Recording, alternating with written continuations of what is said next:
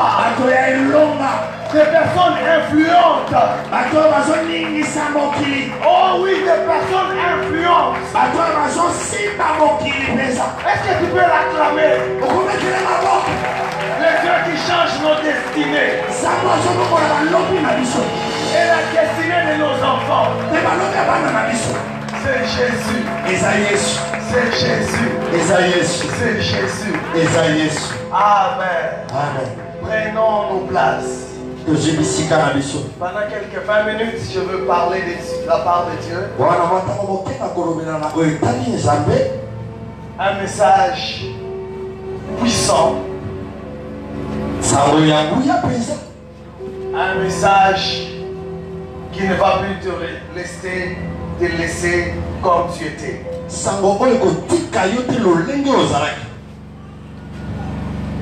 Pour les étudiants, je vous promets de revenir sur cet enseignement en détail en décembre. Je reviendrai. Ce matin, je vais en parler comme une prédication simplement. Alléluia. Amen. Que Dieu vous bénisse. Que Dieu bénisse notre praise and worship team. On les appelle praise and worship team. Praise and worship. L'équipe de louange et d'adoration. Alléluia. Amen. Donc tu supporteras que je ne te donne pas tous les versets. Mais je reviendrai prochainement. Je salue en ces lieux la présence du pasteur Jean-Pierre. Papa, que Dieu vous bénisse abondamment pour votre amour envers Dieu et envers cette église. Merci beaucoup, Papa Jean-Pierre. Les secrets de la foi productive.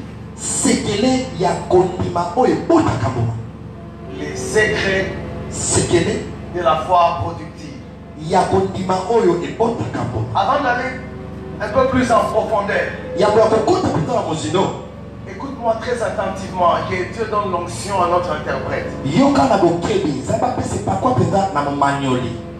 Nous ne sommes pas récompensés de la part de Dieu à cause des dons que nous avons. Les dons, c'est Dieu qui donne. Et il ne nous récompense pas parce qu'il t'a donné un don. La bénédiction de la part de Dieu dans ta vie. Je vais mieux dire, la récompense de Dieu dépend des fruits que tu portes partant de la sémence qu'il t'a donnée. Oui, et fonction est liée aux fruits, aux produits. Vraiment. Qui vient du don qu'il t'a donné. Tu n'es pas béni de Dieu parce que tu as un don de Dieu. Tu ne reçois pas le salaire de Dieu parce que tu as un don venant de Dieu. Tout celui qui a reçu Jésus a un don de la part de Dieu. Mais la récompense, les salaires, dépend de quoi? De ce que tu produis.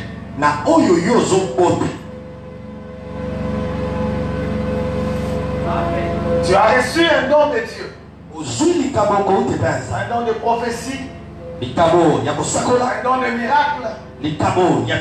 Un don de conduire les autres. Un don de libéralité. Un don de chanter avec miracle. Tu ne reçois pas la récompense parce que tu as reçu ce don.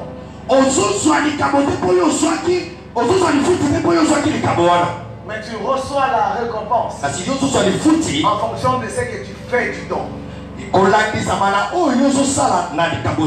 Je vais te dire ceci.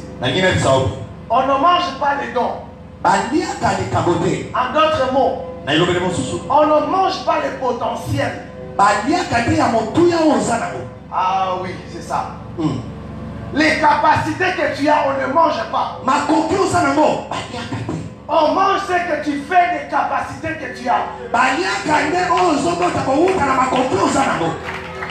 On ne consomme pas les potentiels. Personne n'a besoin de ton potentiel. C'est ça ma coquille. C'est que tu as à l'intérieur. Les choses que tu peux faire. Personne ne mange pas. Mange ça. On mange ce que tu fais. On ne mange pas ce que tu peux faire. On ne mange pas ce que tu peux préparer. On ne mange pas ce que tu peux préparer. On mange ce que tu as préparé. Est-ce que l'église me comprend? Personne ne mange ce que tu peux ou tu sais préparer.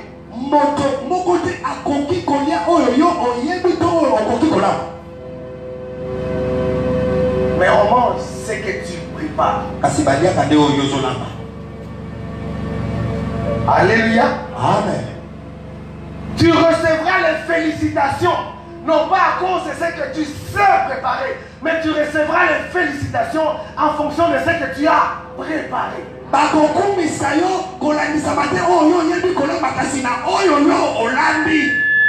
Ça ne vous arrive pas de faire des ratés alors que vous savez de préparer.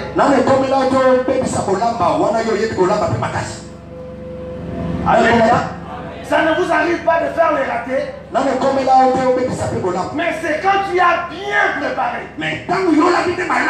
que les gens vont te jeter des fleurs et t'apprécier et te récompenser.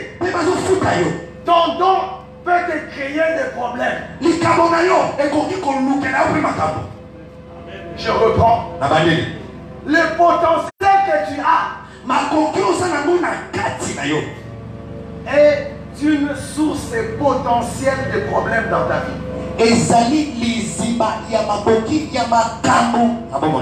La preuve. Je vous donne une preuve. Pourquoi le Congo a des problèmes? À cause des potentiels du Congo. Non. Là, c'est pas. Voilà, c'est ça. Alléluia. Amen. Notre pays a des problèmes. Non pas à cause de ce qu'il produit, mais à cause de ce qu'il est capable de produire. Et parce qu'il ne les produit pas, ceux qui savent comment les produire viennent visiter le Congo. Je te dis, c'est la même chose dans ta vie. Les dons que tu as reçus de Dieu, si tu ne les transformes pas en produits, tu ouvres la porte au diable pour te détruire. Pour prendre ton étoile, pour prendre ta grâce, de donner ça à ses serviteurs. Chrétien, écoutez-moi. Votre improductivité fait que le diable trouve que tu es un champ favorable. Parce qu'il ne crée rien. Il donne à ses serviteurs ce qu'il vole auprès des paresseux. Ce qu'il vole chez les paresseux. Si tu ne fais rien de ce que Dieu t'a donné, le diable se servira de ça pour ses amis.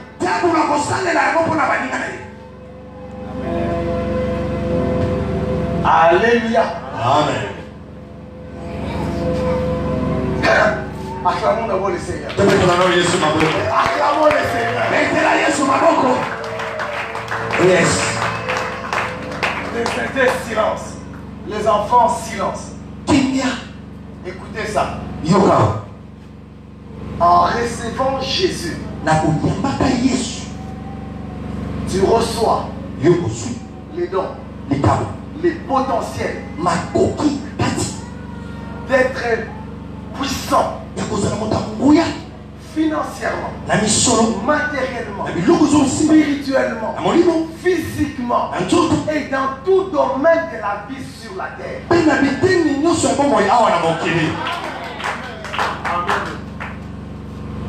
Écoute-moi.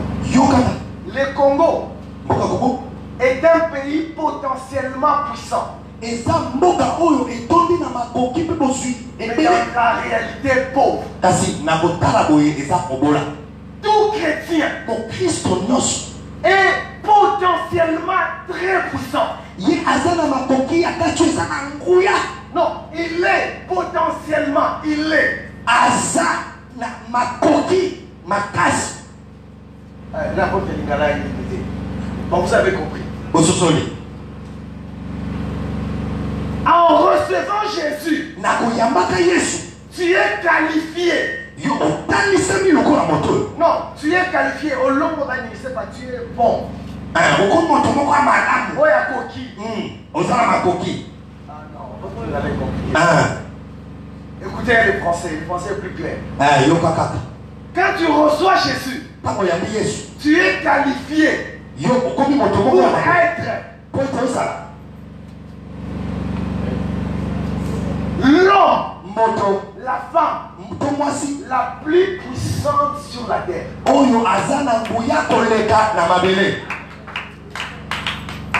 Les deux mains là, ça veut dire que ça ne pouvait pas.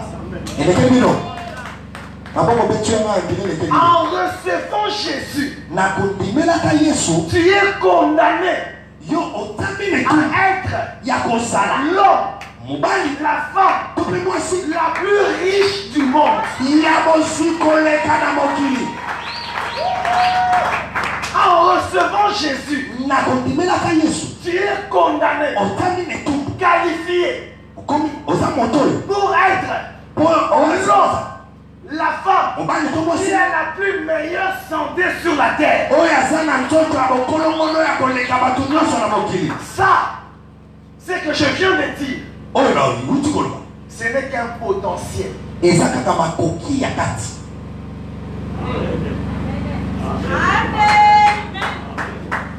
Et on ne mange pas les potentiels.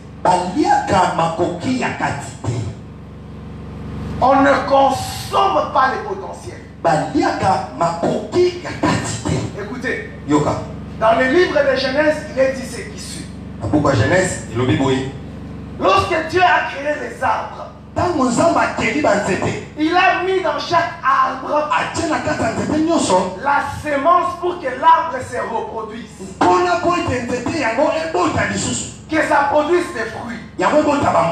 Écoutez-moi bien. Aujourd'hui, tu dois te révolter après avoir écouté ça.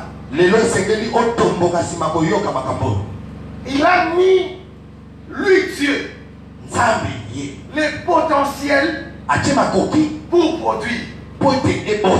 Il se promène sur la terre. Et il a faim. Il regarde le figuier. Il ne trouve pas le fruit. Il condamne le figuier à la stérilité.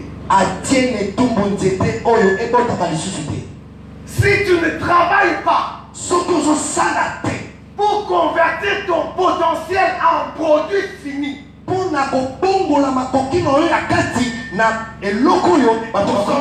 voilà.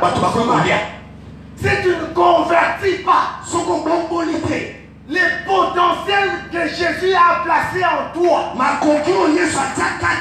à un produit que les gens peuvent consommer,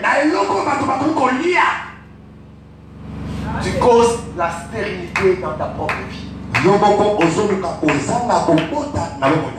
tu t'attires la stérilité dans ta propre vie. Tu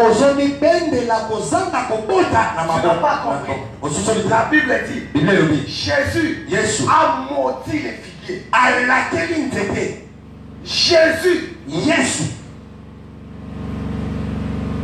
Pourquoi? L'arbre avait le potentiel de produire. Mais l'arbre n'a rien produit. L'improductivité dans la vie est cause et source de malheur et de malédiction. Tout devient ce malheur dans ta vie. Ton incapacité de convertir les potentiels en produits finis.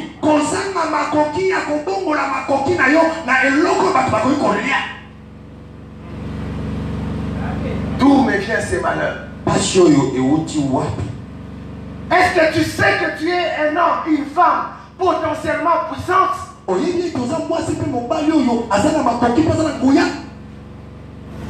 Capable de nourrir des nations, des peuples, des rois. La Bible ne disait pas, vous qui devez être des maîtres, vous en êtes encore à avoir besoin du lait. Jésus-Christ, durant toute sa marche, n'arrêtez de dire,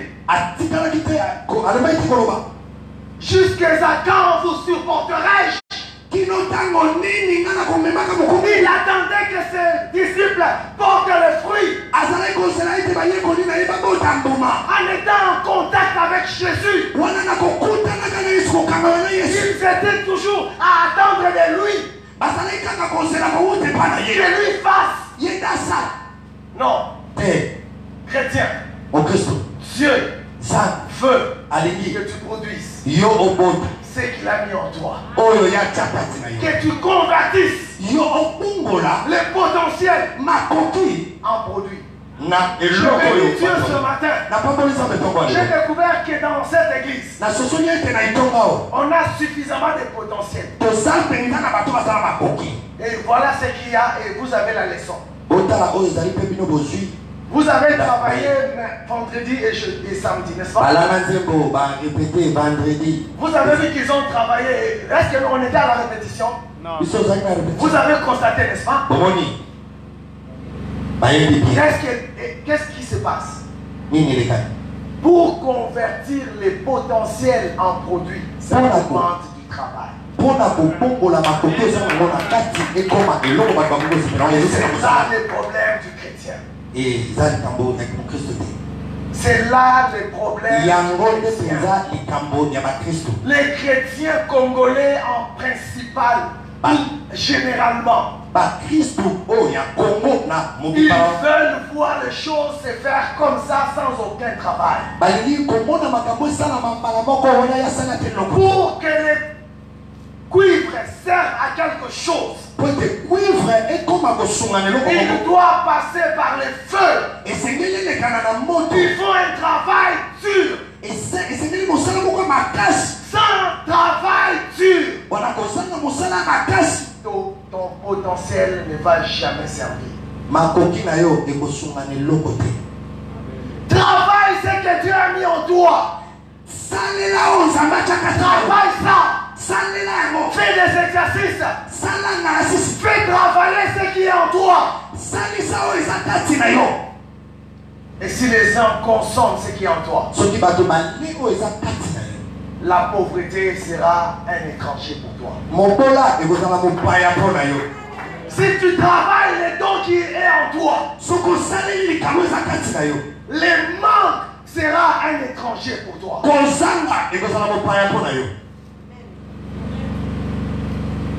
J'ai dit la foi productive.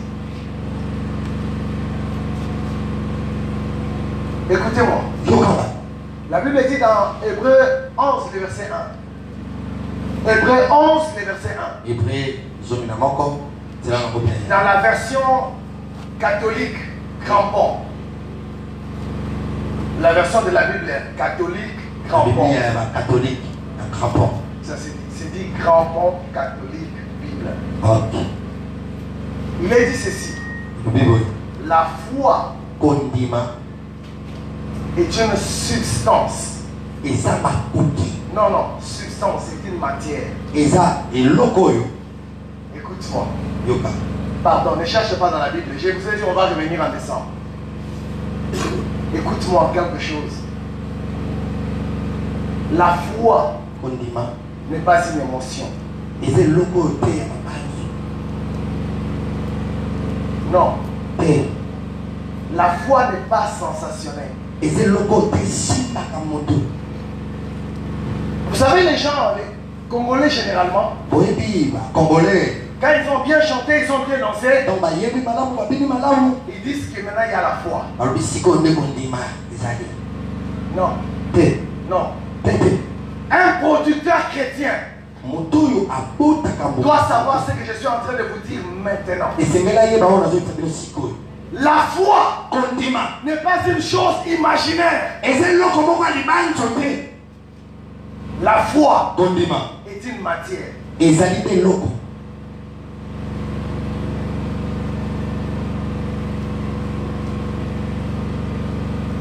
Pourquoi? Pour l'année. La Bible dit, Bible le dit. tout est possible à celui qui a la foi. Ezala makoki na moto aza na kondima. N'est-ce pas? Oui. En d'autres mots, Na ilobeli moto. celui qui a la foi Moto aza na kondima. peut tout créer, Akoki kokila nyonso. tout créer, Kokila nyonso. tout créer. Kokila nyonso. Je dis encore tout créer. Na lobi so kokila nyonso. Celui qui a la foi Moto aza na kondima. peut créer tout ce qu'il a besoin de créer. Akoki kokila nyonso oyo aza na posa ya kokila. On ne crée pas du néant. Bakelaka na oyo ezati. C'est une erreur de la religion. Eza mbeba ya yamba. En fait, dans la traduction, on vous dit Dieu crée du néant. Non. Balobi nzamba keli kaka na pamba. Pardon. Pardon. Est-ce que vous pouvez me regarder dans les yeux? Oko otala mobateli na miso. Est-ce que vous pouvez me regarder dans les yeux? Tala mobateli na miso. 0 plus 0 plus 0 donne 20. Non. 0 plus 0 donne 0. Oui. La foi n'est pas néant. La foi, c'est une matière. Kondima ezali iloko ezali saka. Si tu prends conscience que la foi est une matière, Soko sosoni te kondima ezali penze loko. alors tu as quelque chose pour produire. Wana de yo ezali loko moko akoki.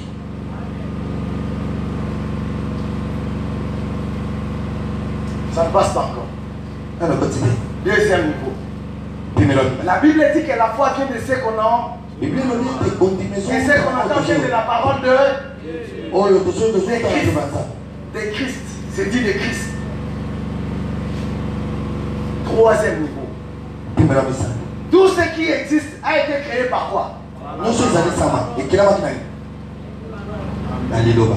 La foi est constituée de quoi? La parole. Amen. Quelle est la matière qui constitue la foi? C'est la parole. Eloko ni ezala ete kondimeza. Et qu'est-ce que la parole peut faire? Liloba ekoki kosala nini? La parole de Dieu, de Liloba Christ. sama. La parole louante. Ça veut dire la parole louante. Quoi? La parole louante. Liloba eza ne pas quoi? La parole louante Liloba eza ne pas quoi? peut tout créer. Ekoki kokela nyonso. La matière première de la création est la foi. Eloko ya yambo ya La foi est une matière. kondima ezali loko. Je vais descendre au niveau très bas. Nayina kita penza na pemelo asi. Je reprends. Na bandeli. Pour produire les foufous, Po olamba fufu vous avez la matière, la farine, ozana. la matière, l'eau, Ozana. Mai la matière, braise. ozape na makala. Amen. Si tu vois, Soko moni ete. pardon, écoutez-moi. Yokaba. Si tu vois Soko moni la foi kondima. comme la matière, Lokola eloko une vraie matière, eloko penza malamu. tu vas préparer le foufou que tu veux. Amen. Yo olamba fufu olingi. Je dis à quelqu'un, la foi est aussi réelle que la farine que tu as entre tes mains. Paul dit ceci au nous ne regardons pas. Nous ne regardons pas. Papa, est-ce que tu peux voir une chose qui ne se voit pas? Non, bon répondre un gars. Est-ce que Misonayo et Kojikomon est loco exact? Certifié. Tu arrives. La Bible dit ceci. Nous ne regardons pas aux choses visibles. Mais nous regardons les choses invisibles. Car les choses invisibles durent éternellement. Tu ne peux pas voir une chose qui n'existe pas.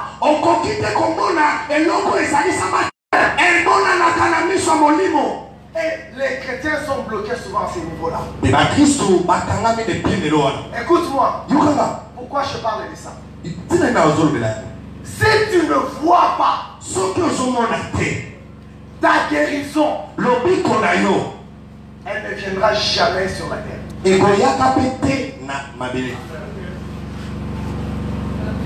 C'est ça la foi. Jusqu'au jour où tu as vu Jésus réprime, comment est-ce qu'il s'appelle? Thomas. Il dit quoi? Parce que tu as vu, tu crois. Ok. Il ne condamne pas pour avoir vu spirituellement, mais pour avoir vu physiquement. Mais un homme de foi. Écoute-moi. La Bible dit, si un aveugle conduit un autre aveugle, ils vont finir à être heureux. Ils vont finir dans un trou. Si spirituellement, tu ne vois rien, voilà pourquoi ta vie se termine toujours dans les trous.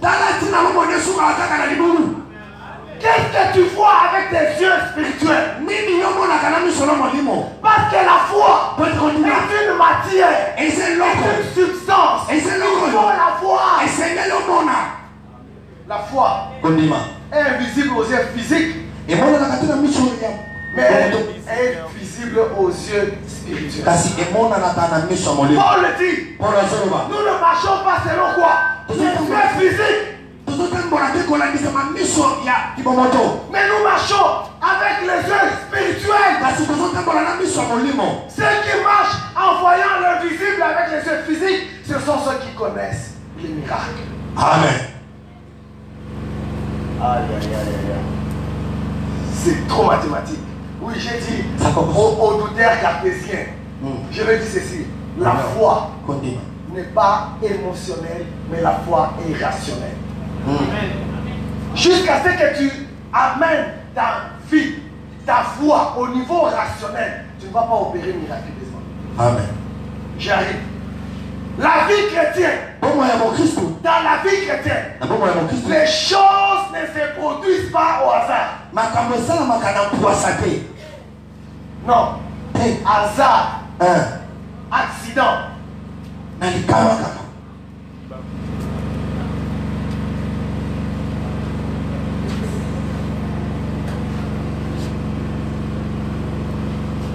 Est-ce qu'il peut se mettre derrière? Autorole. Il peut se mettre derrière moi et puis dormir. Est-ce qu'on peut le déplacer, le mettre derrière? Gaël, viens te mettre ici.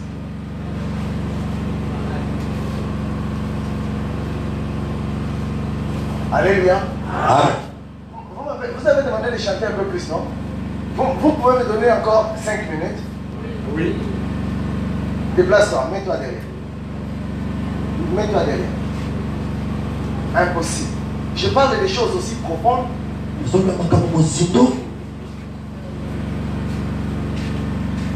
pas possible. De temps en temps, Jésus-Christ, pour faire le miracle, il devait prendre les. Alléluia. Amen. Je reprends. Que Dieu soit loué. Acclamons notre Jésus-Christ. Écoute-moi.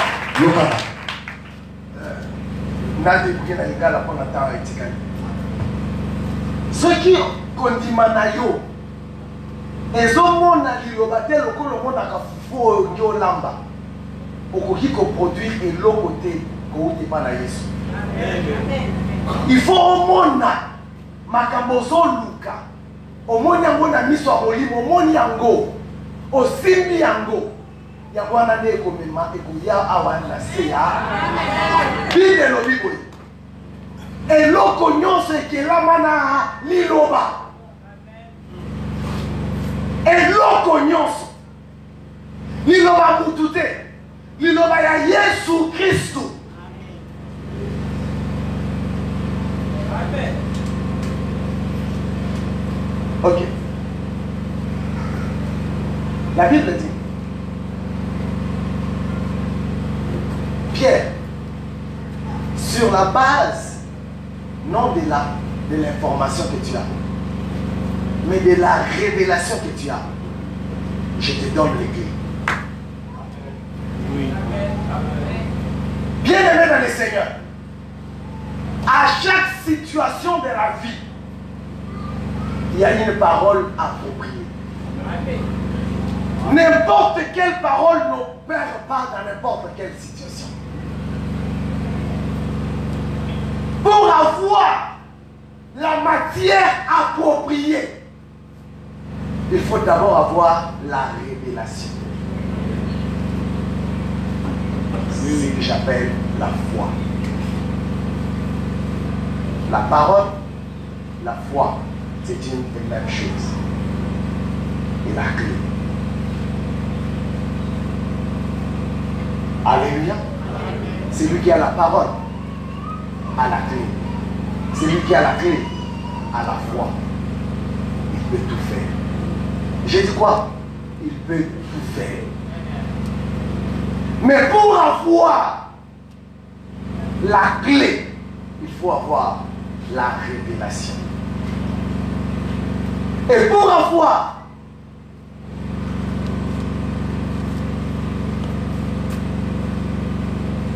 la révélation, il faut la chercher dans la profondeur de la prière.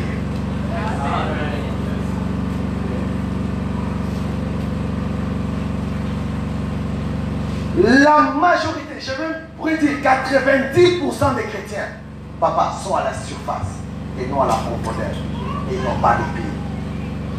Ils ne peuvent rien créer. Jusqu'à ce que tu aies la révélation exacte. Tu peux, comme Jésus-Christ le dit, dire à cette montagne, déplace-toi.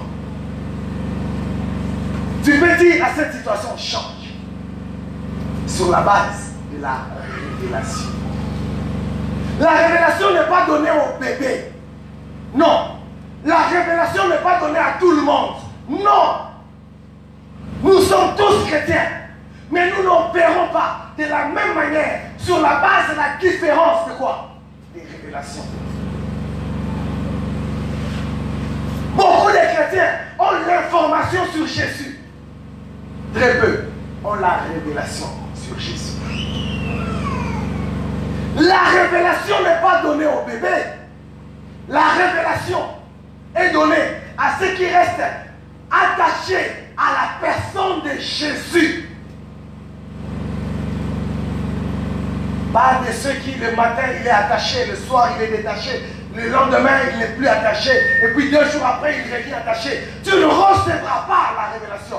Mais les conséquences de ta vie seront catastrophiques. Parce que tu as en toi les potentiels d'être puissant. Mais tu ne les produis pas. Tu causes toi-même ton malheur. Que fais-tu ce matin? Que fais-tu ce matin? Est-ce que la parole de Dieu est sûre? Oui. La Bible dit, il y a une série de versets que j'ai écrits pour toi. La parole de Dieu est éprouvée. La parole de Dieu a déjà donné ses preuves. Mathématiquement, pour qu'on accepte une chose, il faut qu'on la teste. La parole de Dieu a déjà été testée. Amen. Je dis à quelqu'un ce matin, la parole de Dieu a déjà été soumise au test. Et Après les tests, on a confirmé que ce que la parole de Dieu dit, elle peut faire. Ce que la parole de Dieu déclare, elle peut le faire. La Bible dit dans Josué 21, le verset 4 à la fin, je crois, que, non, vers la fin, il dit, aucune parole que Dieu a donnée n'est restée sans s'accomplir. Aucune. Aucune. La parole de Dieu a fait ses preuves. La plus grande preuve, les arbres que tu vois, c'est le fruit de la parole. Les poissons que tu vois, c'est le fruit de la parole. Les porcs que tu vois, c'est le fruit de la parole. Les eaux que tu vois, c'est le fruit de la parole. Et si tu crois la parole, tu entres dans la prière, à la recherche des révélations. Tu vas produire le potentiel qui est en toi, le convertir en produit fini. Et tu vas être réellement riche, puissant, en bonne santé et en force. Papa, docteur, j'ai fini par là. Lorsque vous donnez les médicaments, vous doutez de la capacité de guérison de ces médicaments. Pourquoi? Non, pourquoi? Scientifiquement. Non, mais on connaît les effets de ces produits. Non, pourquoi vous arrivez à croire? Parce que ça n'a pas été testé. Si ça a déjà été testé. Parce que ça a été testé dans les laboratoires. Tout à fait. Vous croyez à ces médicaments Yes. et vous les donnez à n'importe qui. Aux malades. Yes. En fonction de preuves que ça donnait au laboratoire. Yes. Or, la parole de Dieu est passée au laboratoire. Ça a été testé et ça fait ses preuves. Pourquoi ne pas croire? Pourquoi ne pas l'avaler?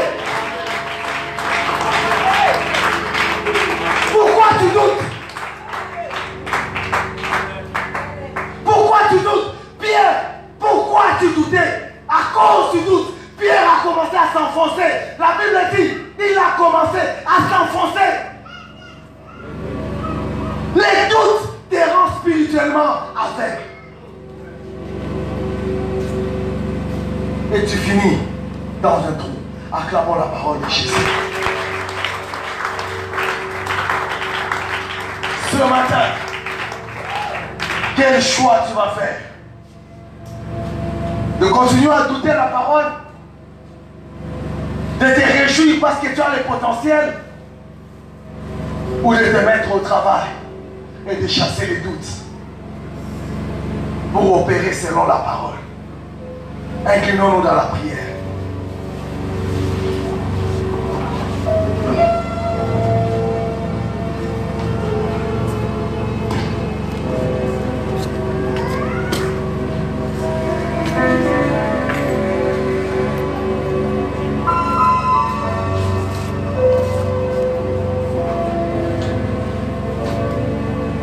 Demande à ce que Dieu t'ajoute la foi, que Dieu augmente à toi la foi. C'est très important. Sans la foi, tu ne peux rien. Sans la foi, tu ne vas pas voir Jésus. Sans la foi, tu ne vas pas vivre les effets de Jésus. Sans la foi, tu ne vivras pas ce que tu es en train de prier dans la prière. Demande que le Seigneur augmente la foi. Augmente en moi la foi. Oh Dieu, nous te disons merci pour la parole puissante du Seigneur. Cette révélation que tu nous accordes ce matin. Oh Dieu. Merci pour cette foi, Père très saint.